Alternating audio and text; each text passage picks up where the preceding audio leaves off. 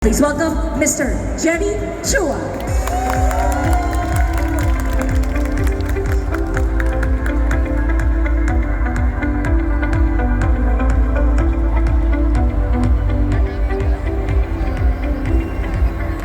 Magandang hapon po sa inyong lahat.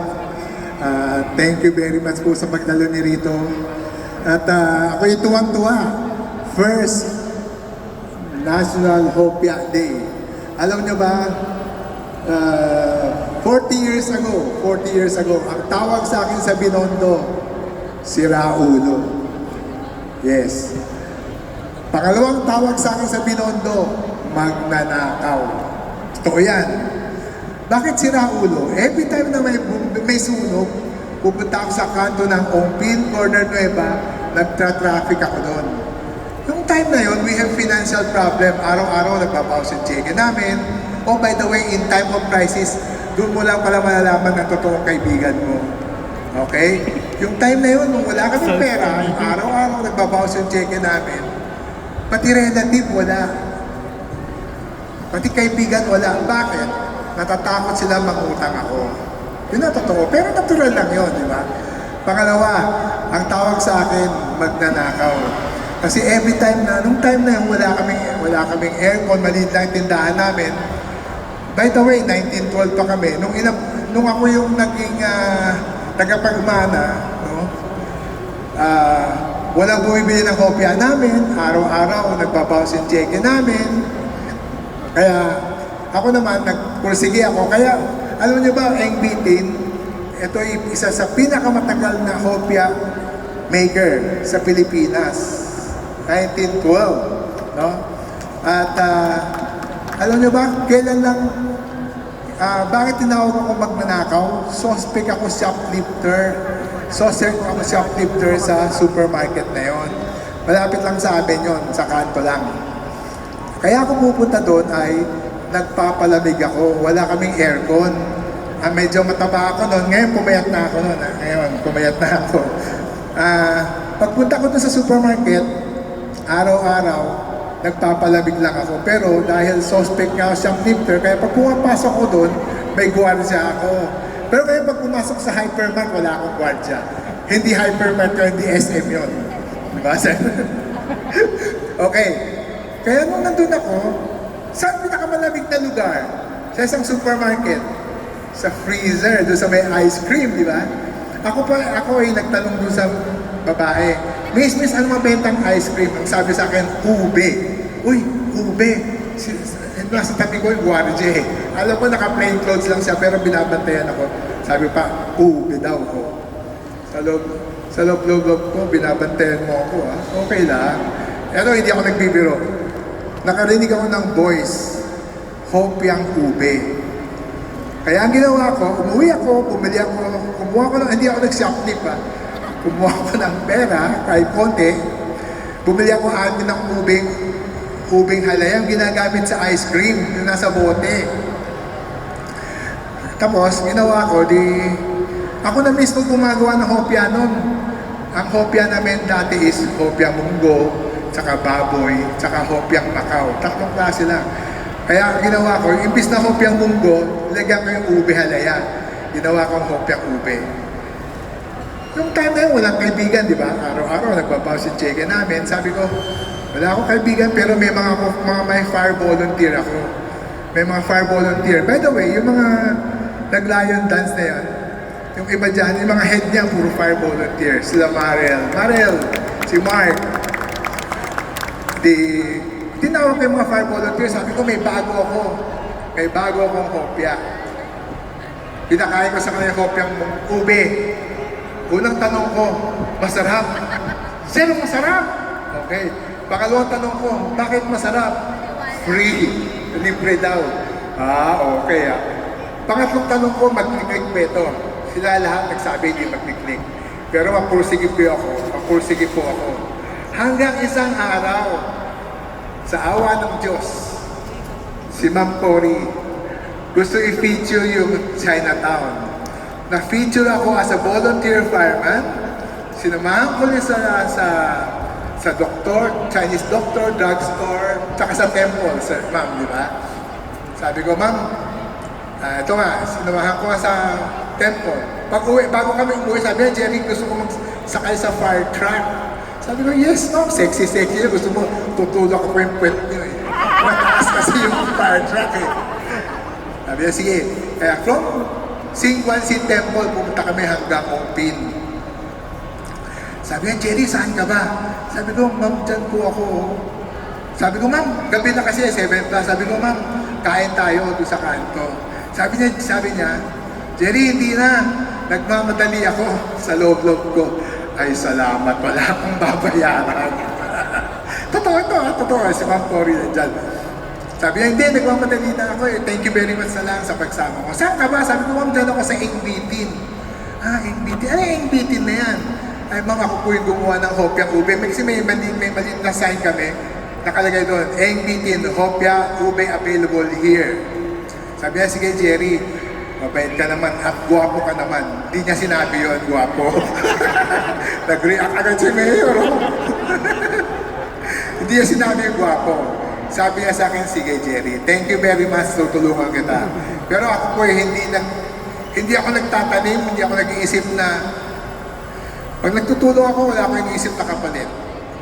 Pero sabi niya, ganon, tutulungan niya ako. To make the long story short, wala na sa akin yon. Pero after 2 weeks, yung staff niya tumawag sa akin. Sabi niya, may pangako pa si Ma'am Cory sa'yo? Sabi ko, ano yun? Sabi niya, di ba itutulungan ka niya sa Hopya? Sabi ko, pinakalimutan ko na eh. Oo. Sige, pumunta si Ma'am Cory dyan Saturday. Di ako na. Sabi niya, saan ba yung factory niyo? Sabi ko, dala sa likod. May mga makina ba? Sabi ko, ma'am, wala po kaming makina eh. Kamay-kamay lang, tsaka paa-paa lang. Ha? Sabi niya, sabi yung staff ni Cory, wala kayong makina, paa-paa? Sabi ko, oo, paa-paa lang. Totoo yun. Paa-paa paggawa ng Hopya. Mamaya ko kwento ko sa inyo, bakit paa-paa? Hindi gano'n na, hanggang Sabado dumating na. Jerry, thank you, napanood mo pa yung City Line. Sabi ko, ma'am, hindi ko po napanood. 11 o'clock, tulog na po ako nun eh. Totoo yung sinabi ko, hindi ko pinanood. Talaga, kasi ako mismo gumagawa ng Hopya. Ako yung gumagawa ng Hopya, ako nagluluto, ako nagbabalot, ako nagbebenta. Okay. Kaya di ganun na, sabi ko, ma'am, wala eh, kamay-kamay, paa-paa lang. Sabi niya, totoo, paa-paa? Sabi ko, yes, ma'am. Ganito yun, bakit paa-paa? Dati kasi yung munggo, green, bibiyakin sa gitna. Pag biyak sa gitna, bababad mo yung munggo ng 2 hours. Pag nababad ng 2 hours, yung munggo, yung kulay dilaw, lalaki siya. Yung balat, yung green, hindi lalaki.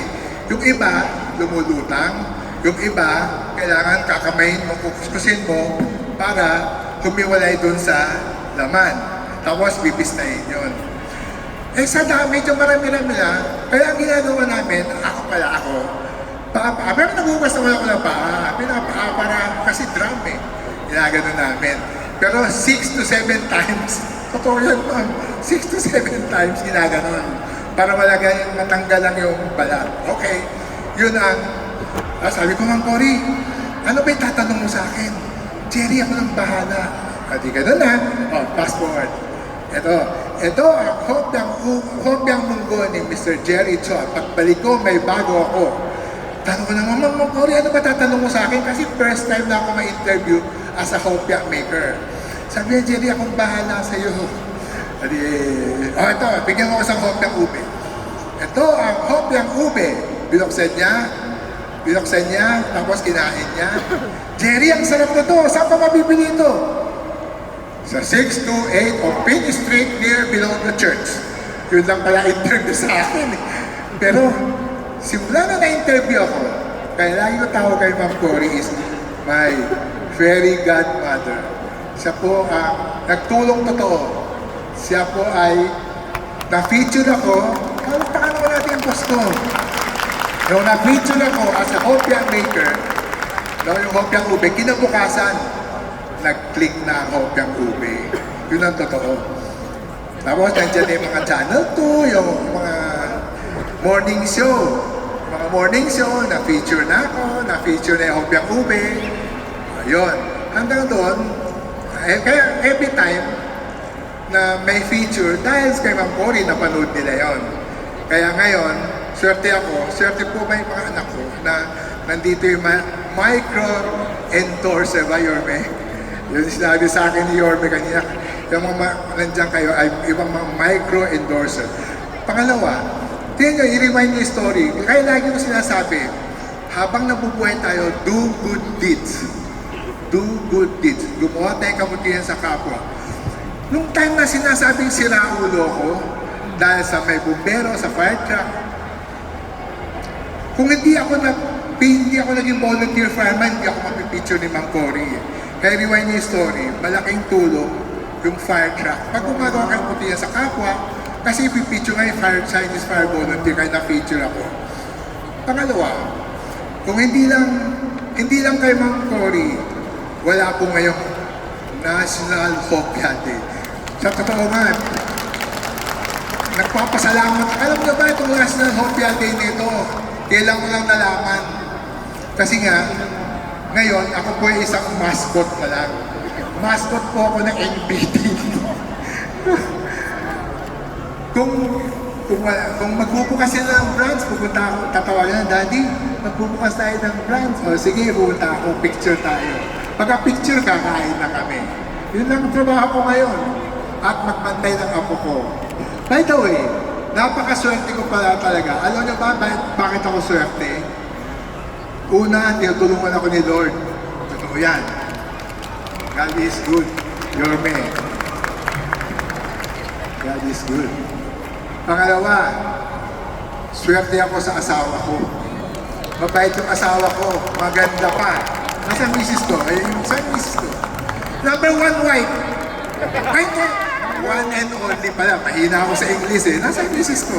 Ayun. Ayan. Naka-violet din siya. No choice. No choice.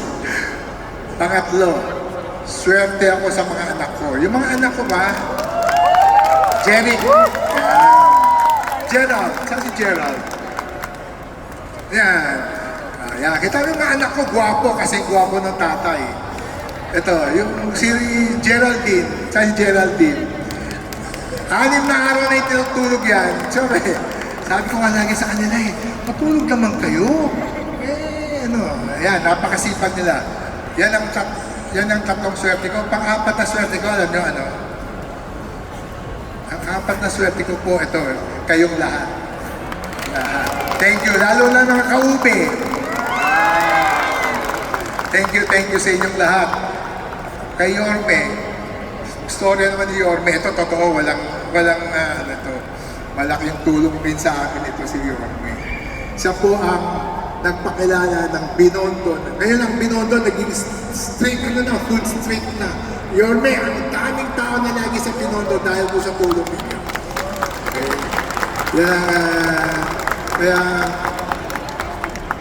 Kaya tuwan-tuwa po ako sa inyo.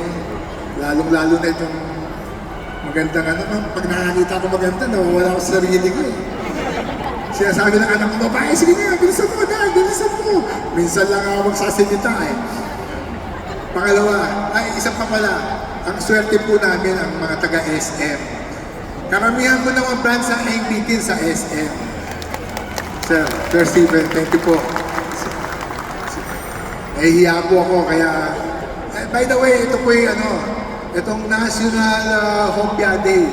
May pangako si Yorme gagawing Manila Hopia Day magkakaroon na, okay? Okay, hindi lang po ako magtatagal. Maraming salamat po sa inyo, mga tumulong sa mga anak ko, yung mga kaube, mga taga-SM, more branches to come, sana.